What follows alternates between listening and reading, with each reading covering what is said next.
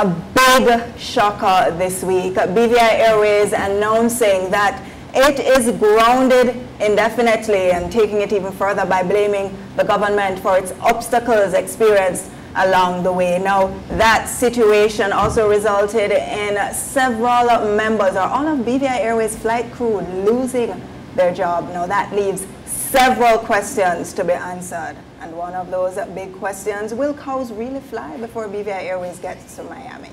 To help us answer that and other questions on the big story, Kathy and I are joined by Ulio Sam Henry. Welcome to the big story, Sam. Good morning, good morning. A shock for some, not so much for others in terms of the end result of this BVI Airways development. Everyone waiting for BVI Airways to take off, and then finally BVI Airways says, well, we're not taking off for now. What did you take away from that letter to the territory this week? Well, like most people, it's been a disappointing situation. I personally would love to see a BVI Airways, not necessarily the one that we have in front of us, but I would love to see a direct connection from here to the United States. I always thought that the local airline that was already established should have been given an opportunity. As a matter of fact, they presented proposals, had meetings with the government, and they were flat out refused. So the fact now that BVI Airways is basically showing their hand, I don't think it's much surprise to anybody really who was already cynical about the whole deal. So here we are. We've heard comments and situations and questions in the House of Assembly from the very beginning, and now those questions are being answered. What did you see in that hand? And what are people saying on the road that they've also seen in that hand? Well, the whole deal from the inception was on the street seems a bit shady. I think the fact that BVI Airways is now saying what they're saying is just reinforcing people's belief that there might be some other secret deal that was signed, and they are now forced to say indirectly, hey, you know, we got the first part of it, now let's fulfill the other obligation, and the government is saying, no, now you made it public, and now you're forcing our hand, we've done what we said we were going to do. But until the full disclosure is there, we don't know. It's very similar to other projects that went down in the territory, and then as things started to unravel, we see that there might have been some secret deals, some confidentiality clause, and all of these other stipulations that people weren't aware of. So that's part of the problem, too many secrets in public funds. Before we go deeper into BVI Airways itself, you spoke a little bit there about VI Airlink and not being the one selected. Let's take a better look at VI Airlink through your eyes. Do you see them as a competent of an industry to have invested in? What may be some of their shortcomings and some of their strengths to handle such a situation as this? Well, like any other startup, and they're not necessarily a startup, they've been in operation for a while.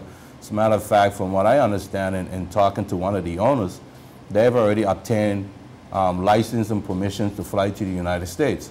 So that's part of the biggest hurdle that BVI Airways was facing. So they already had operation going. They've got planes that they fly, not necessarily to the US, but around the Caribbean. They run charter flight. They already are airline. For them, it was a matter of getting the other equipment to actually do that leg, what BVI Airways is now proposing.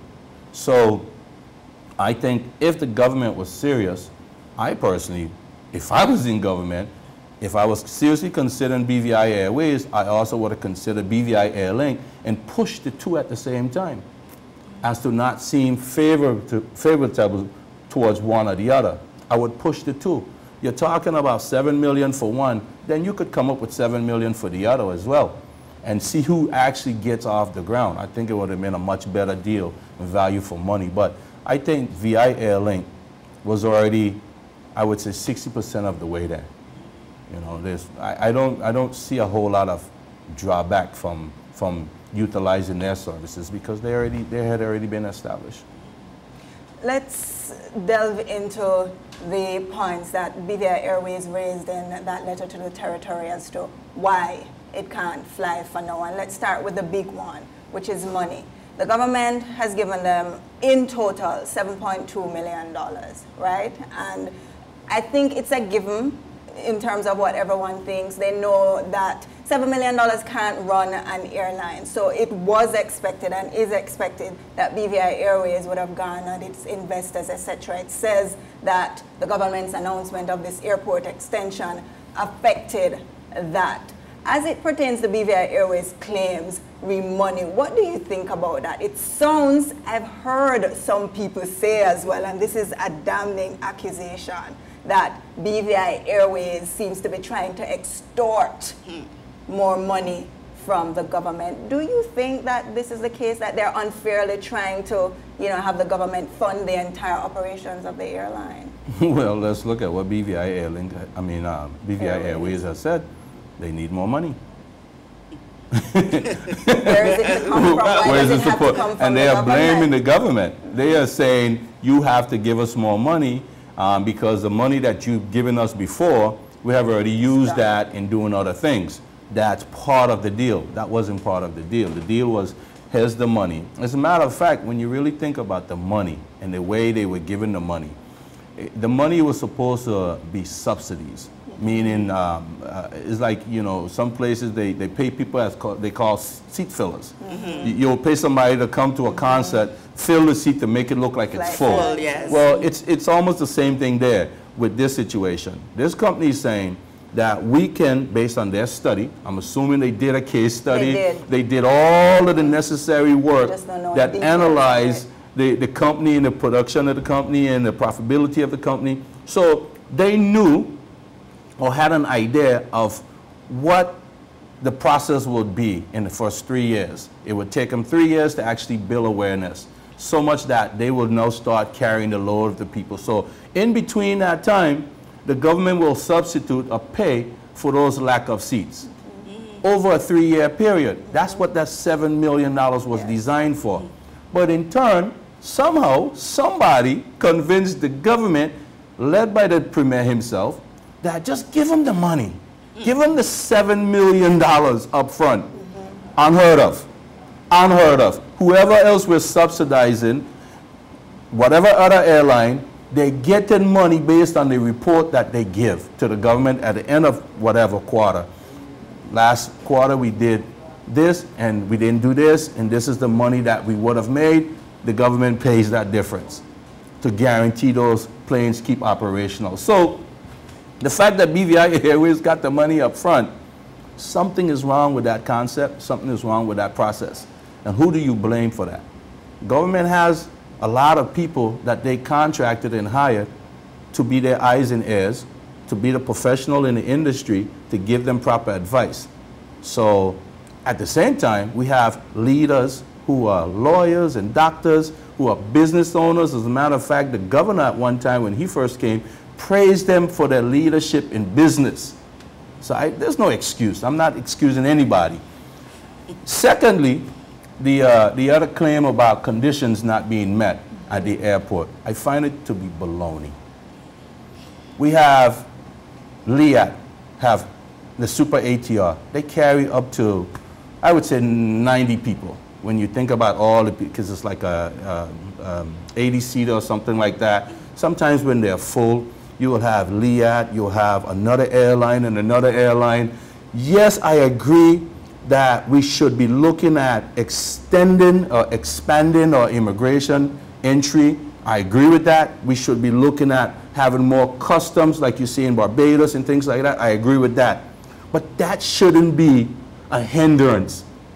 That shouldn't be no condition as to whether or not we could facilitate or handle the flow of people that your little plane is bringing, because you may not even bring 100 at a time. So what they are saying is that certain things are not being done. And the response from the airport authority was that they have done enough based on the agreement, and then you have to do this in order for us to now facilitate the other part of it. So therefore, the blame is not on the system, the blame is not on government, it's not on the territory, the blame is on BVI Airways and the people running it. So is it a sham? That's for the public to decide. My opinion is that there's something wrong with the deal. Okay, but BVI Airways, if I'm wrong, you could correct me along the way, that it's their claim that it was a bad thing for the government to do to start pushing the announcement of their intentions to expand the runway, because they're claiming, as I read it in their release, that may have done a bad deal to them in terms of going forward to get their airline off the ground. Let's be clear. BVI Airways didn't come with any money. They didn't have any planes. They didn't have any development. They didn't have any business. They didn't have anything established in the BVI. They don't have anything established in the United States. This is the reason for all this process.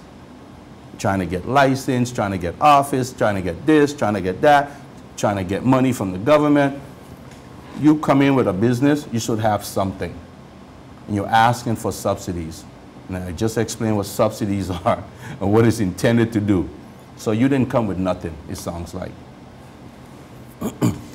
The government, since 2012, since the meeting in East End with the minister responsible for the airport extension, I think it was March of 2012, was already gung-ho, full speed ahead, with the concept and idea of developing and extending the runway. As a matter of fact, that whole process came from the last government, spearheaded by Fraser. True. So there's nothing new about the country trying to extend the runway and open up ourselves to direct flights from other destinations and jurisdictions throughout the world. BVI Airways knew this. And when they decided to come to government, less than what, 3 years ago, with some fancy proposal, based on their case study, they knew at some point the government has to make an announcement because the government is trying to fulfill that obligation while they're in office. So they knew. Don't tell me about that being a negative impact on you. It sounds to me as if you knew there was a wall down there, but you decide you're going to run into it anyway and say, I couldn't get around it because you put the wall there. Nonsense. Utter nonsense. We sung in a Trumpish thing like this. Utter nonsense. But on the part of BVI Airways, I don't want to say I'm the devil's advocate, but, you know, give Jack his jacket.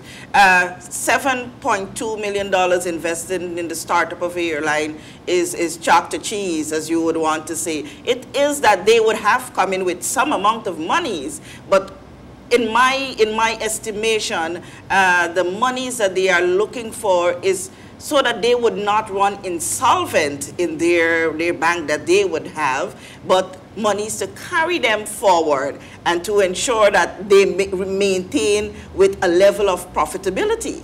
Because they've been paying staff, they've been doing this, they've been that I am sure surpassed 7.2 million. Here's the question. Here's a big story question. Big story question. Are the planes still flying between Haiti and Cuba?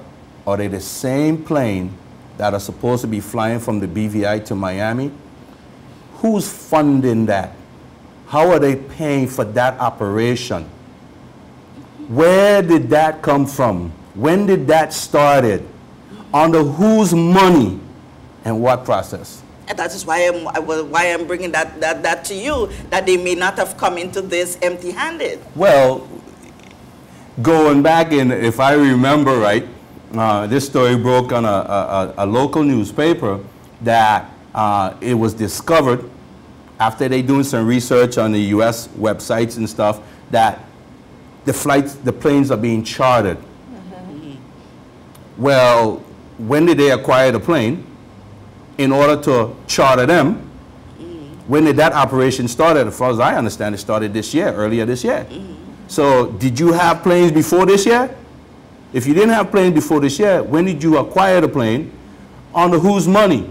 If it was your money, that means you should have come here with something.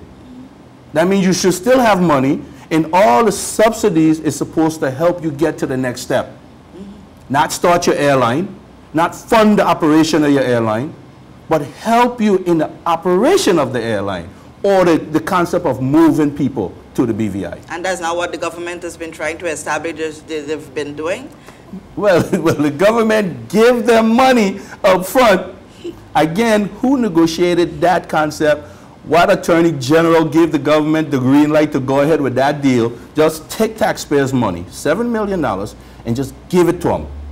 Instead of saying, it's just like the ferry companies right now. The ferry companies are getting subsidies between the Anegada and Tortola route. Those ferry companies have to submit a bill every quarter, whatever, and say to the government, last month we did this operation. Normally we carry 200, we carry 150 each time. These are the seats we didn't get full. The government helps you out with those. The government cut a check at that point. The government don't cut a check before. They don't preempt what you're not going to carry. So BVI, there's something wrong. And I'm saying, here we are. And just to go a little bit off topic, we have a governor that's constantly blaming the people for not holding the government accountable, when he is the resource we have to go to hold them accountable. And now he called for an audit on one thing, and you got $7 million out the door, and they're asking for more, and he hasn't done anything about it. Instead, he blamed the people of the territory. Yeah, and when that's, yes. that's a perfect note for us to take a quick break and come right back to this very heated and essential discussion. Stay with us.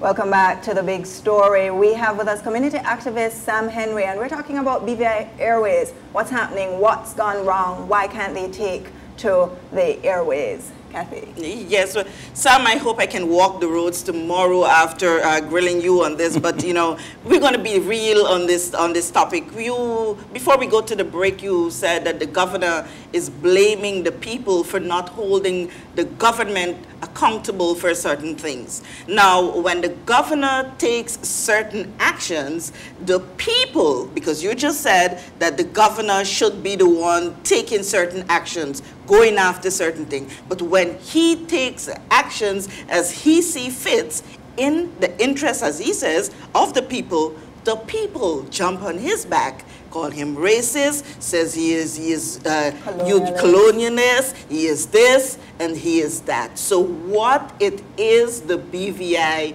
wants? Well, I'll tell you the last decision the governor made. If you were surveyed 10 people, 7 were on his side, from where I sit on the street. Crime is a major factor in this country. And we have a premier, we have a government that's been playing games with the crime and the criminality in this country. He took a stand because lack of money, lack of resources, lack of funding, your court system is in shambles. Every day we see the stories. Murders taking place left and right. I mean, there's so much going on that at what point do you not do something, and at what point do you do something? The people are crying out. His job is to listen to the cry of the majority and then take action. And that's what he did in that case.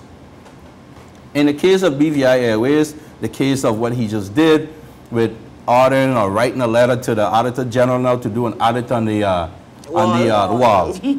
All those are cries of the opposition. All those are cries of the people in the House of Assembly. That's when he has to make a decision as to whether or not it warrants some type of investigation. According to him, in 2012, the government of the day, which is the one we have now, signed the Protocol for Effective Financial Management. There's certain criteria they must meet in order to borrow money, lend money, use public funds. So everything since then that the government did will be called into question. everything. And the governor has the ultimate say as to whether or not those questions out that are being asked, he should be the one answering those. So if he takes steps to answer those questions, so be it.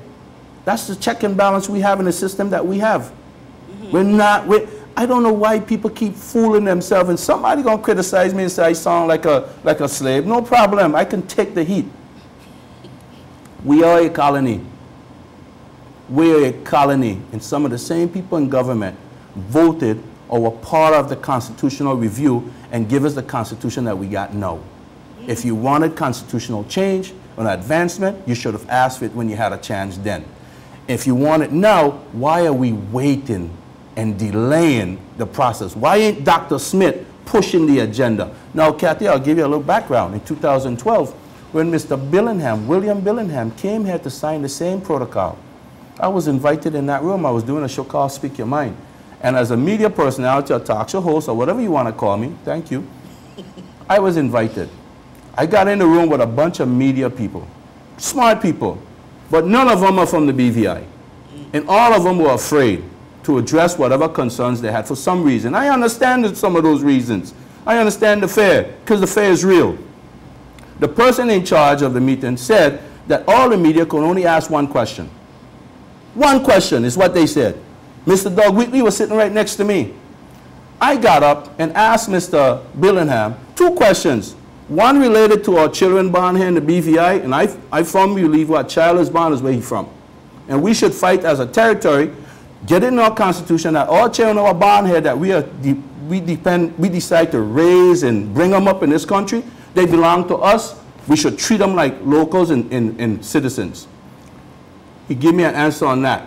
I also asked him about that, and I asked him about what does the UK intend to do to help the territories them in marketing and finance, and because that's our mother country, and here we are as a territory.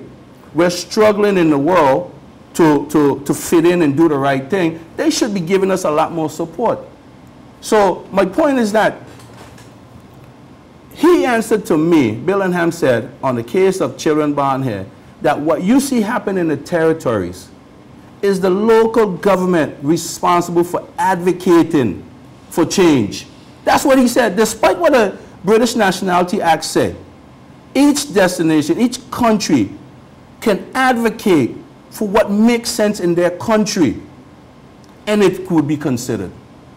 So it's up to us. So you're saying, go ahead, Peter. You spoke about the governor. Fine, the governor has some powers that he can wield on behalf of the people, but what about the premier who has been elected by the people of this territory? What about the premier's responsibility in all of this? Not to just send out a terse press statement saying this and that or repeating himself. What about providing answers, accountability and transparency to the people of this territory as it pertains to this deal that has been struck, confidentiality clause or no confidentiality clause? Let's talk about that responsibility. This one could be touchy, so I'll be nice, because I like the premier. I like the premier. I really like him.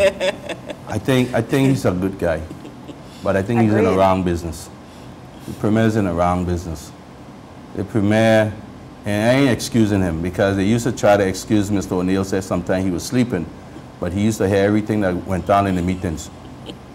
The premier is ultimately responsible. He's the leader of the government. He's the leader of the country. When they got on stage and they had all the fancy talk, one of them used to say, don't listen to the naysayers and the fancy talkers when they were the fancy talkers. They give us a lot of fancy speeches. They made a lot of promises as to how they're going to make things different and better, because the last government was taking us down the wrong road. So at the end of the day, I blame the premier and I blame his government. The responsibility lies on his shoulders. Whatever is happening right now, all of these secret deals, ain't nobody going to tell me blame somebody else. I blame the premier. He's in charge. He has heirs of a lot of other people who are not elected in government, who are advising him, who are leading him in whatever path, and he has a right. He has a right, and he should have his own ability to say no, to say that's not the right way, but he's going along with it. So there's something wrong. There's something wrong. What should, if Sam Henry was part of the Premier's kitchen cabinet. What would you advise the Premier to do in this specific scenario? Reshuffle. Did what Ralph did.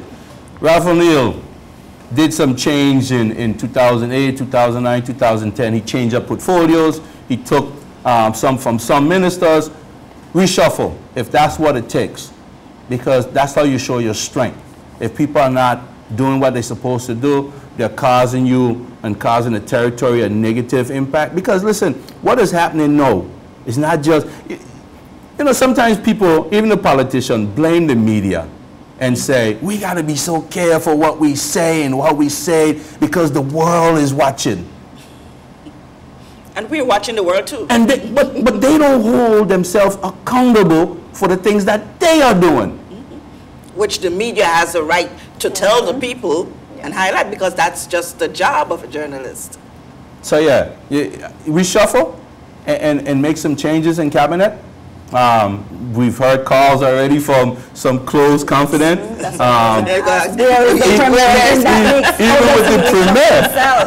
with the premier, that he should give up certain portfolios himself, because believe it or not, I believe, yes, that when Mr. Skelton ran the Ministry of Finance, the government, the NDP government, did a much better job at managing the resources, the financial resources of the territory. That's one. If you have ministers that are constantly in the news with alleged corruption or alleged whatever, you got to change that. You got to change that. Move them aside. You move your ministers because of allegations that may not be substantiated. Not one, not two, but after three, yeah. Yeah, but you have to give strong facts, because if I am the reporter at this news agency and you accuse me of giving wrong information, you have to prove that what I said was wrong before my boss makes a change. And I think that is what the Premier is holding fast to as well. Yeah, well, my child, I was invited several times to my son's school. And after interviewing and reviewing the situation, talking to the teachers and talking to others, I found out that not all the fault was my son's own.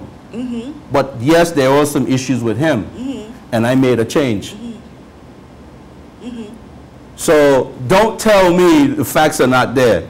Even if they're not nail in wood, the nail is sitting on the wood. There's something there. It can't all just be allegation.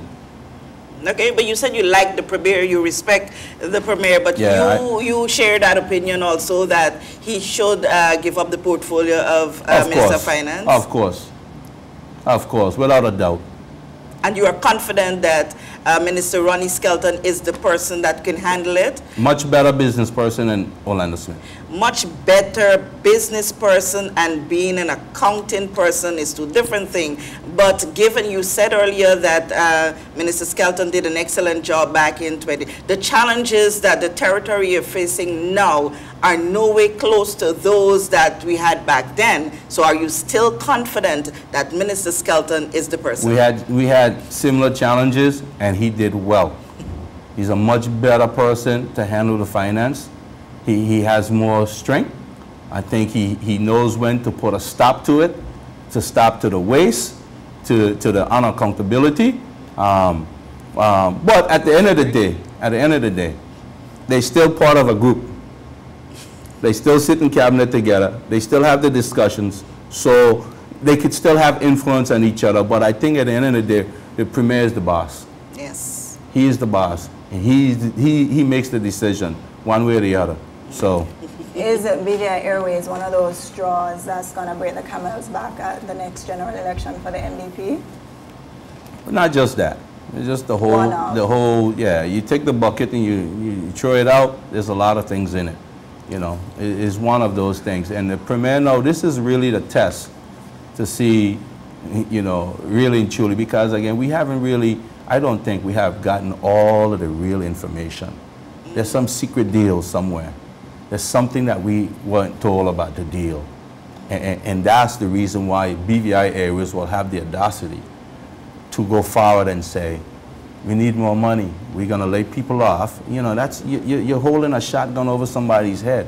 You know what I mean? going back to that earlier question that I asked you, this is that one moment where you can give the Premier that one key piece of advice to, let's just say, save himself as it pertains to BVI Airways specifically. What should he do to try to fix this problem before it's too late, if there's a too late? How does he go about fixing that to the people of this territory? Is it a national broadcast where he lays his cards on the table?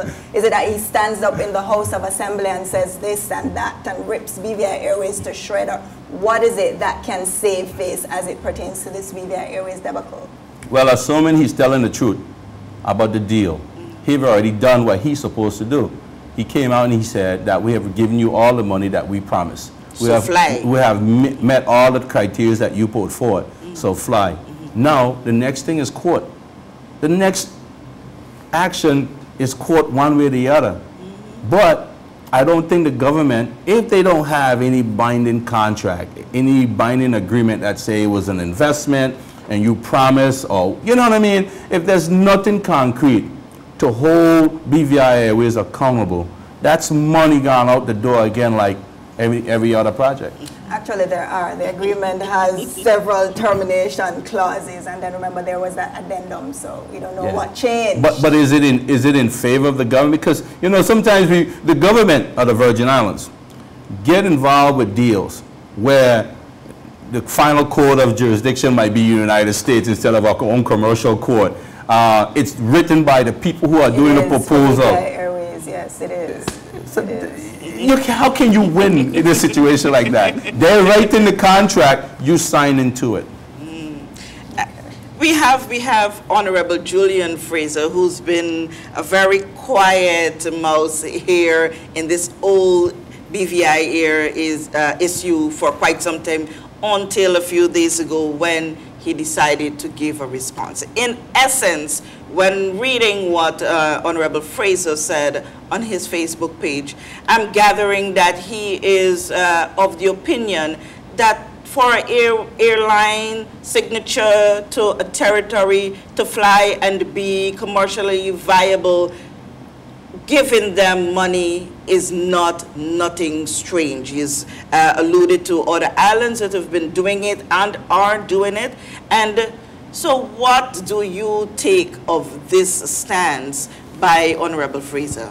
Well, he's not off. I mean, I believe there's at least 3 other airlines flying to the BVI, established airlines with their own funding, with their own operation, who are getting subsidies right now from the government. I believe. Don't hold my feet to the fire on that one, but I believe they are. I can name 3 airlines, but we're not going to do that. So giving subsidies is not an issue if they can guarantee the people. Giving money without accountability is totally different. We just give $7 million away. That's different than giving somebody a check for the lack of seats they didn't get full. Totally different thing. So Fraser's a good man. I'm not going to bash Fraser. He's a good man. I wasn't asking you to do that. He has his own opinion on this. I know where he's coming from. I've been in a board meeting with the Honorable before when he was dealing with the airline crisis, and I've seen the outcome of that. So I don't necessarily follow his guidance, but I respect it. Okay. What about Andrew Foy's, Honorable Andrew Foy's take on what's going on? Well, I think Andrew Foy has been a leader in the whole thing from Jump Street. He's been putting forth the questions, and he's been advocating for clarity, for an openness in the whole deal.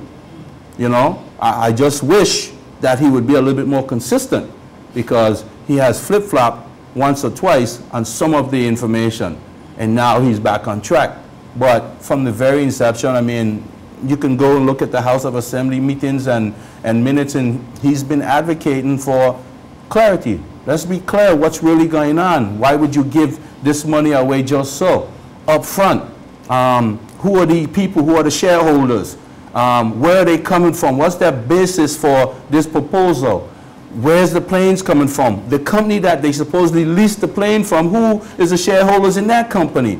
Those are things should be clear to the people of the Virgin Islands, because it's their money. We're being promised a lot of stuff, without having clarity on it.